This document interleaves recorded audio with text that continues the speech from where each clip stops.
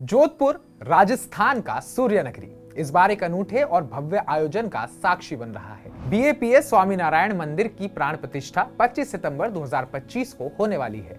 लेकिन यह सिर्फ एक दिन का उत्सव नहीं है, बल्कि 3 दिनों तक चलने वाला एक ऐसा आध्यात्मिक महायज्ञ है जो वैदिक परंपराओं, भक्ति और ऊर्जा का अद्भुत मेल है। आइए इस पवित्र आयोजन की कहानी को सरल और रोचक अंदाज में जानते हैं, जो आपके मन को आस्था और जिज्ञासा से भर देगी।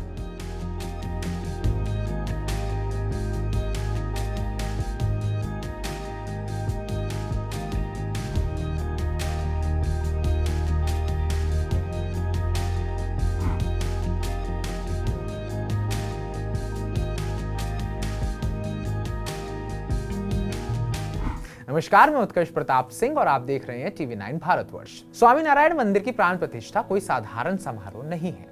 ये 3 दिनों तक चलने वाली एक ऐसी प्रक्रिया है जिसमें हर कदम पर वैदिक मंत्र, यज्ञ और भक्ति का समावेश होता है। 23 सितंबर को इस यात्रा की शुरुआत हुई, जब हजारों भक्तों ने एक साथ यज्ञ में आहुति दी। मंत्रों की गूंज और यज्ञ की पवित्र अग्नि के बीच भगवान की मूर्तियों को यज्ञ के सामने बिठाया गया। नजारा किसी अलौकिक दृश्य से कम नहीं था, जहां हर भक्त की आंखों में भक्ति और श्रद्धा झलक रही थी। श्री स्वामीनारायण भगवान की जय। राजस्थान, पूर्व पश्चिम राजस्थान मारवाड़ में यह जोधपुर में बड़ा विशाल अक्षरधाम मंदिर हुआ। इस अक्षरधाम मंदिर में प्रतिष्ठा के निमित्त याग हुआ। यहाँ मूर्तियाँ का, भगवत स्वरूपों का हमें दर्शन होता है। ये सभी भगवत स्वरूपों की प्रतिष्ठा कल होगी। इस निमित्त यज्ञ हुआ।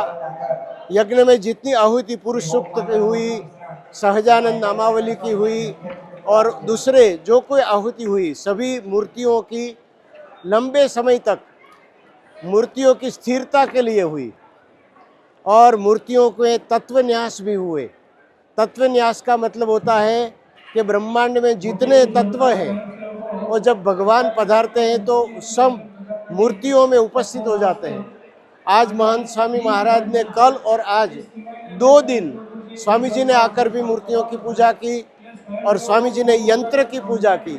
यंत्र का मतलब है मूर्ति के नीचे जो भगवत स्वरूप की और भक्त मंडल सहित स्थापना करते हैं, ये यंत्र की भी स्वामी ने पूजा की। तो इस प्रकार ये विशाल यज्ञ में अनेक के कल्याण के लिए कार्य हुआ। जय स्वामीनारायण।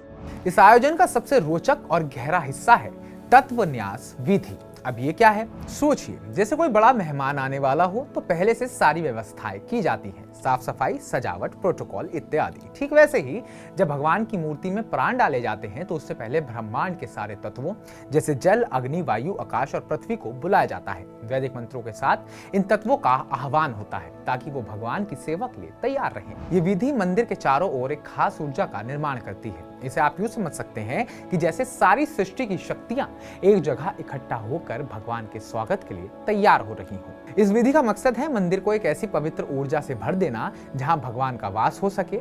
यह न सिर्फ आध्यात्मिक है बल्कि वैज्ञानिक दृष्टिकोण से भी ऊर्जा के संतुलन का एक अनूठा उदाहरण है।